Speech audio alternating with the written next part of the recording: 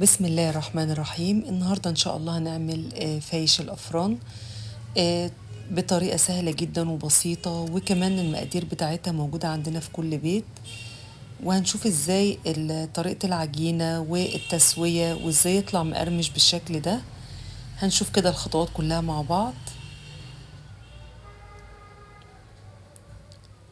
معانا كوباية دقيق، هننزل عليها بمعلقة كبيرة من السكر، معلقة كبيرة من الخميرة،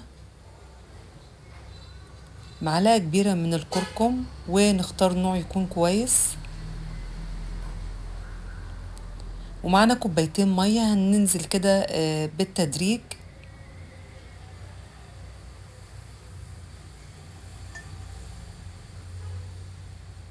المية تكون دافية.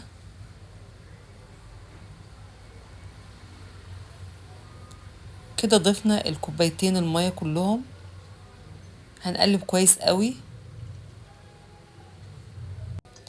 ناخد بالنا ان ما يكونش فيه اي تكتلات من الدقيق. هنغطي بقى على الخليط دوت حوالي نص ساعة. بعد كده هنضيف حوالي نص كوباية زيت، ممكن سمنة، ممكن زيت على سمنة، ممكن زيت على زبدة، المتاح عندك. معلقة صغيرة من البيكنج باودر ومعلقة ملح. هننزل بقى بست كوبايات دقيق. انا سبت شوية لحد معجن، بس فعلا هو اخد بالظبط 6 كوبايات.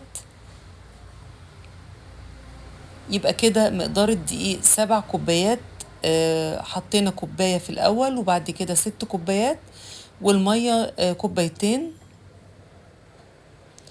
هنعجن بقى كويس قوي.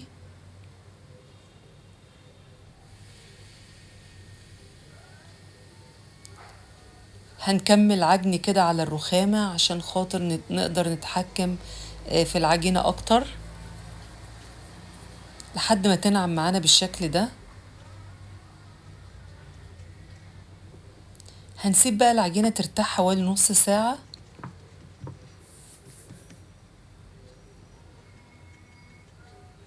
وهنرش كده حبة زيت على الوش.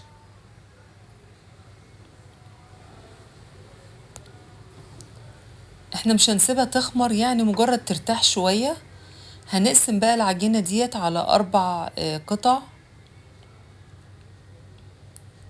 بالشكل ده. هنعملها كده كور، وهناخد كده كل كورة وهنفردها.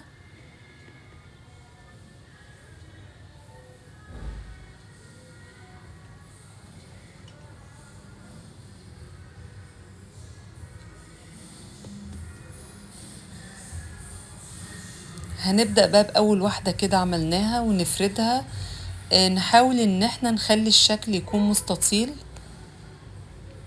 عشان الأطراف ما تكونش حجمها أصغر من باقي الرغيف بالشكل ده. احنا هنعمله بالظبط زي رغيف العيش، وزي ما بنعمل كده التوست بنلفه بالشكل ده. نضغط الطرف الأول وبعد كده نبدأ نلف الرغيف. وأهم نقطة هنا نثبت الأطراف كويس جدا، عشان طبعا ممكن مع التخمير والتسوية ممكن الأطراف دي تفتح معانا، فاحنا لازم نثبته كويس قوي. هنحطه بقى في صينية مدهونة بالشكل ده، ويفضل ان تكون مدهونة بالزبدة.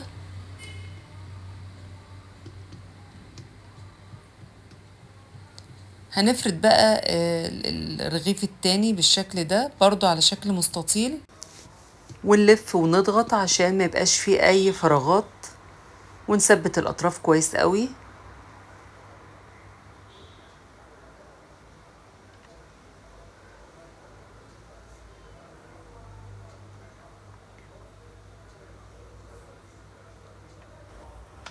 كده خلصنا كله. طبعا بنغطي بقى عليه لمدة ما تقلش عن ساعة او ساعة ونص لحد ما يختمر تماما،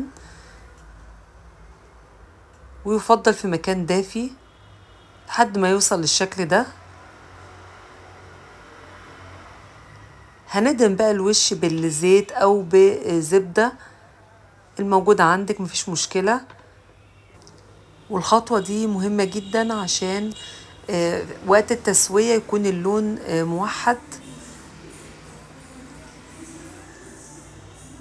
بندخل بقى الصواني الفرن على درجة حرارة عالية، يعني أعلى درجة حرارة عندك في الفرن، ونشغل الشواية برضو، بس ناخد بالنا ونحرك الصواني باستمرار علشان كله ياخد نفس درجة اللون. بياخد بالظبط حوالي ربع ساعة أو تلت ساعة لحد ما يوصل لدرجة اللون الذهبي الفاتح أو الغامق سنة. ناخد بالنا برضو من التسوية. شو بقى الرغيف هش جدا وخفيف.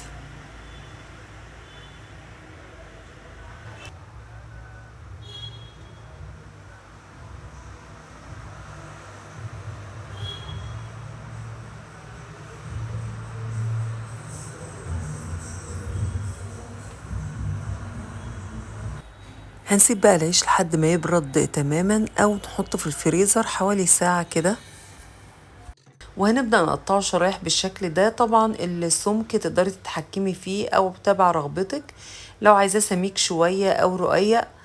لو عايزاه رقيق خالص يعني بأقل درجة، ممكن تسيبيه في الفريزر ليلة كاملة وبعد كده تقطعيه شرايح. هتقدري تتحكمي في السمك.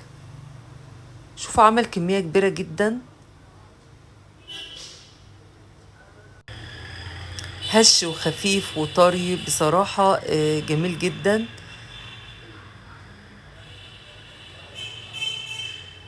هنبدأ بقى يعني نرصه كده على شبكة الفرن، ممكن في صواني عادي خالص وممكن على الشبكة بالشكل ده. بصراحة النتيجة بتكون أفضل من الصواني لأن التسوية بتبقى من فوق ومن تحت في نفس الوقت. احنا بنشغل بقى الفرن من تحت وبنشغل المروحة. لو مفيش مروحة بنشغل برضو الشواية، بس نحرك الشبكة يعني نطلعها ونعكس الاتجاه بتاعها عشان تاخد نفس درجة اللون. هنا بقى طلع من الفرن، شوفوا بقى القرمشة.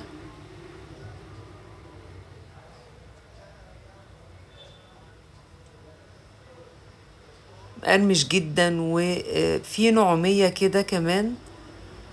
بجد حلو قوي كده للفطار الصبح او لولادنا في المدرسة او في الحضانة، او بالليل كده ممكن مع كوباية لبن. ممكن ينفع للعشاء او ممكن برضو تقدميه مع جبنة او مربى. بجد حلو قوي، وصفة سهلة كمان ومش مكلفة ومقاديرها بسيطة.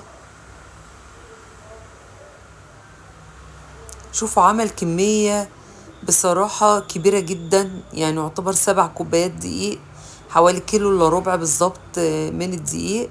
عمل كمية كبيرة وبصراحة يعتبر حاجة موفرة جدا كمان في البيت. بتمنى بقى وصفة النهاردة تكون عجبتكم، وما تنسوش الاشتراك في قناتي وتفعيل زر الجرس عشان يوصلكم مني كل جديد، ولايك وشير بقى للفيديو عشان دايما توصلكم فيديوهاتي ان شاء الله اول ما تنزل. اشكركم شكرا جزيلا، والسلام عليكم ورحمة الله وبركاته.